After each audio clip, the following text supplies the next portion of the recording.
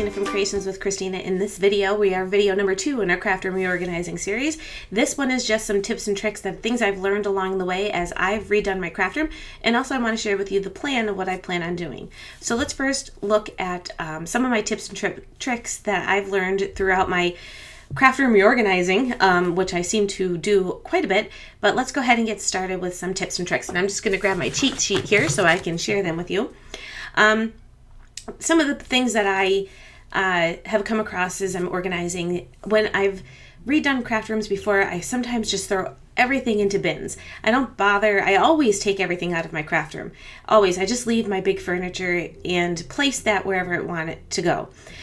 One thing I'm going to do differently this time is I'm going to sort and store my stuff in Rubbermaid containers, storage containers, that I'm just going to have certain products in. I'm not going to, take my cart that's behind me with my stamps in it and just throw some of those stamps in there, then take my stamps from another section and throw them in a different bin. Because what I've learned is that when I start putting my stuff away, I come across a couple of items in one bin, thinking I have everything, go to another bin, and there's a couple more and they don't fit in that spot anymore, and I have to find a whole new spot to put them. So my plan is to use storage bins, separate my stuff as I'm going, and also I'm going to purge as I'm going. A lot of my stuff I'm going to be donating to the children's library so that they can use it for story times and their arts and crafts and stuff like that. Most of that will be paper, but however, I am going to offer them some of the other things that I have that I might be getting rid of along the way, because I know I have a lot of punches that I don't use anymore. Some of them are really old. And I have other things that I don't use anymore. So I know I'm going to be sharing some of that stuff with them. And so that's one of my tips, is to plan out your storage, your temporary storage while you're redoing your craft room, and organize that stuff as you're going along. So if you're, I'm going to be storing all my stuff in a room right across the hall from my craft room. So as I'm taking all of my papers and stamps and stuff, I'll be sorting them and then storing them there until I'm ready to bring them back in. Another little tip I have is try to give yourself a time frame. If you have a week's vacation and you can do this in a week, then great. Take the time, especially during when kids are in school, because I'll tell you, I've done it before when Ethan was in school, and it was so much easier. I got it done in 2 days. Now I'm doing it while he's on summer break. I'm working. I don't really have a whole week's vacation. Now I took that already, and I don't have another week until Christmas time, and I don't want to wait until Christmas. So I'm giving myself 2 weeks to do this.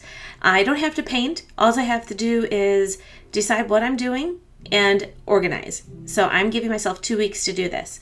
So, and you also want to get yourself some manpower. I've got my man, and he's going to be using his muscles to move some of my big furniture for me, because I have to be careful. My back on occasion does go out, so I have to be careful with that. So I'm going to use him to help me out a little bit. And then my last thing is figure out what you need to buy. If you're redoing your craft room and you already have some storage stuff, use it. Don't buy new stuff. That's my goal this time. I am tired of going out and buying new storage containers and new things because other people suggested, and it's a great way to do it.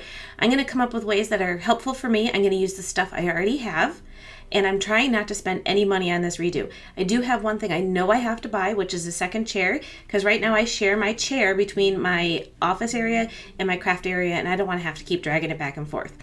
I'm not going to be able to get the same style chair, but I'm going to get one that's the same color, which is white, and that's going to be good enough because I am breaking my room up into 3 different areas.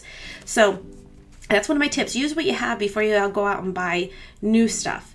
Use the storage containers that you have. As in my case, there's all upstairs in my attic. I have tons of stuff that I can use.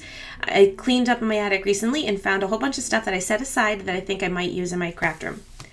And then my other tip is to try to empty out the room as best you can. If you can empty all of your tools and supplies out, do it. It works so much better to take it out, place your furniture. I have, in the past, I have just moved furniture, never really had a plan. I have other times where I had a plan, mapped it all out, and I loved the way it came out. So in that map plan that I did was I used Raymore and Flanagan's website. They have a room design area on their website, and I'll link to their website below. You just have to create an account, even if you never buy furniture from them. It's a great way to set up your area, and they have a lot of different things for planning out your living room space, but I did a really generic home office space using some of their basic things like rectangles and squares, and I just named them what I wanted to name them by putting it into Photoshop and tagging them. I did go out and measure my room and measured all my stuff, so I have a really good idea of how I want my room laid out. So I'm going to show you that right now. So this is how I plan on laying out my craft room.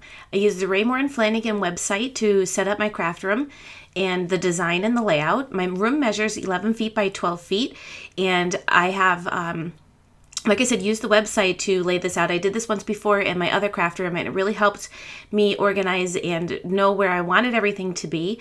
I measured the room, and then I also measured all of my furniture, so I know that things will fit where they are to fit.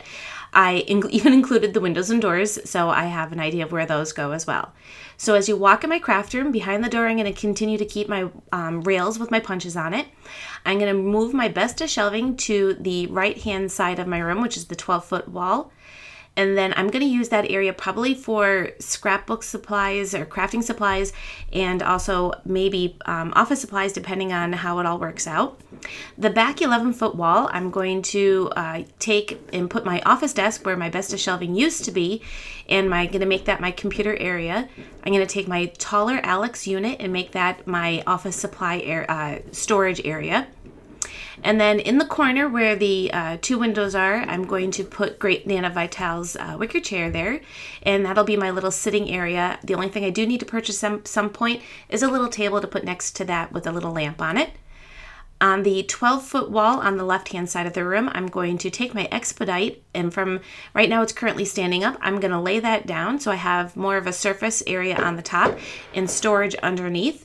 And then I'm also going to keep my craft desk where it currently is with the besta wall unit that's above it as my craft area. So now I have broken my room up into my office area, my craft room area, and a sitting area. So that's my plan. I'm really excited about this. I'm so happy that I can bring in Scott's grandmother's chair. It's a wicker chair that I can use into my craft room, and be able to have different sections set up in my craft room for doing whatever it is I need to work on.